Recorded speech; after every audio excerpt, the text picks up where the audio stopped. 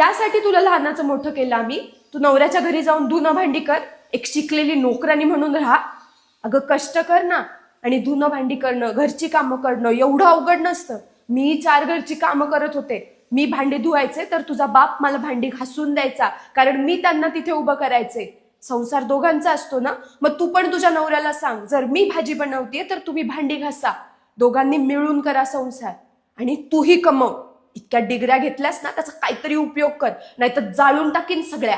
तुमचं शिक्षण व्हावं म्हणून आम्ही आमची स्वप्न मारत राहिलो की नाही, ही गोष्ट करायची नाही, आपल्या मुलांना खर्चाला पैसे लागतात. अगं तुझीही स्वप्न आहेत. तुझा जन्म फक्त घरात राहण्यासाठी नाही झालाय. ज्या बायका घरात राहतात ना, त्या मुळात घरात नाही राहत, त्या पिंजऱ्यात राहतात. स्वतःला अडकून घेतलेलं असतं त्यांनी त्या पिंजऱ्यात. आणि तू का अडकवून घेतेस? तुझ्या आई बापाने नाही अडवलं कधी तुला?